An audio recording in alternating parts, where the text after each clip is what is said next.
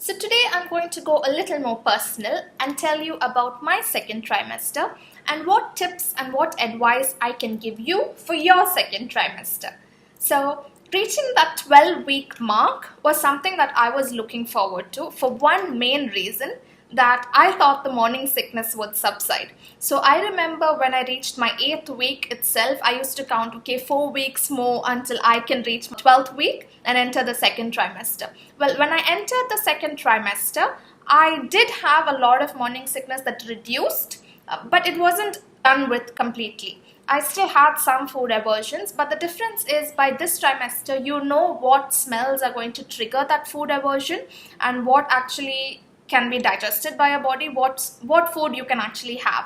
It's not as new, like being pregnant is something that you're used to now, and it's not a surprise month, but yes, there are surprises that you would have this month, like feeling those butterfly moments, the first kicks, all of that is going to happen in this trimester. This is another very exciting trimester because there's lots going on. You'll have your glucose test, you'll have your anomaly scan, you'll have baby shopping to do. So there's a lot that you can do this trimester, and let's get into what are the main things that you should be doing in your second trimester.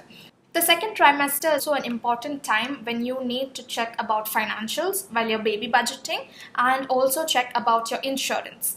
Now, if you are going to be covered under insurance, if your maternity is covered and if your delivery is covered, then you need to know if the current hospital that you are going to or your current caregiver is covered under the particular insurance that you would be claiming. So you would need to check with your hospital whether these features are covered.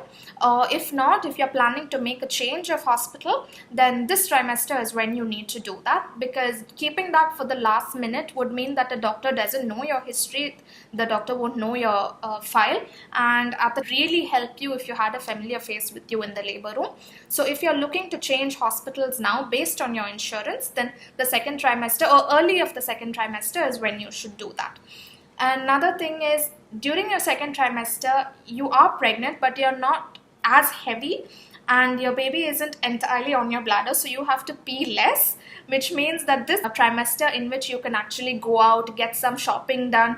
If you're anything like me and you actually want to read what's written on the labels, have an informed decision, then this is a trimester to go out and get your shopping done. If you leave your shopping for the last minute for the third trimester, there are some things like sometimes the baby could come a little earlier, or you're also really heavy and you would get more tired, like walking through malls and having to keep walking back to the washroom because you have to pee is going to be really annoying.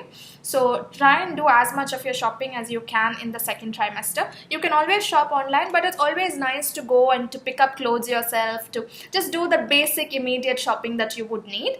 And I've done a separate video of what to look for while you're shopping for your baby, like the newborn baby clothing and what to pack for your hospital bag. It's always good to keep your hospital bag ready in advance so that at the last time, even if your water breaks, you're not caught by surprise. So during your second trimester, you can do things like getting things ready for the hospital, getting your room ready. So all of this needs to be done in the second trimester.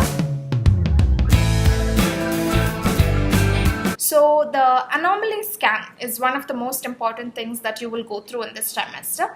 This scan is usually done in anywhere between the 18th and the 22nd week of gestation. The second trimester anomaly scan is a little better than the first trimester because in this case they don't ask you for an entirely full bladder, because the baby is already a little big enough so they can get it on the scan without you having to drink the 2 bottles of water just outside the clinic. So that is one good thing about that scan. What are they checking for in the anomaly scan? So in the anomaly scan, they are looking for any anomalies in the growth of the baby. So this is a scan in which they would measure the size of the baby. They would know the gestational age, whether based on the number of weeks that your baby is the growth corresponding to the number of weeks. They would measure the size of the head of the baby, the size of the abdomen. They would know if there is any difference in the sizes. They would also look at facial structures being formed, any difference in the structure of the skeletal being, in the spinal structure, whether the internal organs have formed, whether there's any abnormalities in the abdomen. some things that you can note is this is the scan in which you will see your whole baby. So that's the difference between the scan of the first trimester, the second trimester, and the third trimester. And I would say personally my favorite scan was the second trimester scan, because in the first trimester when you do the scan, it's like a small little being, and if you're anything like me, there are chances that immediately you would not have even seen the baby on the scan and your doctor would have had to circle it for you to see. But in this case, the baby is like clearly visible and you can see the whole baby in the scan. So you'll see the hands, the legs, the abdomen, the head, and like it's like this and the entire baby is in it. Whereas in the third trimester, your baby is a lot bigger. So when they do the scan, you'll maybe see one leg at a time, or just the head or just the hand, because the baby is really big. So when they scan across your belly, you'll only see that portion. Whereas in this, you would see the entire baby. If your baby is awake at the time, which it was for mine, you could actually see the little movements. You could see a hand lifting or a leg movement. So that's very exciting. So when you go in for your second trimester scan, if it's possible, ask your technician to turn the monitor so that you can see the movements as well. So once the excitement of your second trimester scan is done, you have your next hurdle to go through, and that is the GTT, or the glucose tolerance test. So what happens in the glucose tolerance test is basically they are checking how your body reacts to the glucose, or whether your body is able to synthesize the glucose, and whether you have a chance of developing gestational diabetes or early signs of being a diabetic patient would also throw out while you're pregnant. So this scan is done anytime after 22 weeks to 24 weeks, and this is usually done 8 hours after fasting. So usually they advise you to do the scan in the morning so that you've been fasting the entire night, because everybody knows when you're pregnant you're so hungry, fasting for 8 hours is not possible unless you are asleep. So they would advise you to do this scan in the morning, and you'll have to go in on an empty stomach. They allow you to drink water is fine.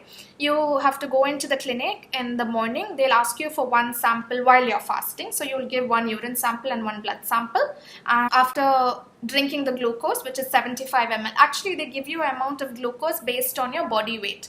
So if you're anything below 60 kilos, then they would ask you to drink 75 ml of glucose. So drink the glucose, and then after 2 hours, you would be asked to come back to the clinic, and you'll have to provide one more sample, that is of urine and of blood. So that's basically the main process of how the GTT test is done. And I've done a video on my personal experience and what I had to do while doing the GTT test in India. So if you're interested, you can check that out. And so that's about the glucose test. This is the trimester to start applying your oils, applying your stretch cream. This is also the time when your body is starting to expand and you're starting to show. So this is the time to start doing some of that self-care. You need to maintain your skin so that you don't get stretch marks later, because now is when your skin is going to start expanding. So this is a great time to introduce a stretch mark cream. Start applying in the second trimester itself and continue right down. That would help enrich your skin, give your skin all the vitamins it needs. I personally used Palmer's cocoa butter, and I've done a review on how to use it and what benefits it had. I'm now currently 7 months postpartum, and I'm happy to say I have very mild stretch marks, hardly a line here or there, and it is Palmer's cocoa butter that helped me. And do check out that video on Palmer's cocoa butter. Stay positive, drink a lot of water, and also look after yourself. Eat well, maintain a balanced diet, and do whatever makes you happy. Just enjoy your pregnancy, enjoy the second trimester, make the best use of it. Don't forget, check on your insurance, get your glucose test done, and enjoy the first photos of your entire baby in your Anomaly scan. If you found this video helpful, don't forget to like, comment and subscribe. Do let me know how you're feeling during your second trimester. Hope this trimester is as exciting for you as it is for me. God bless, all the best, bye!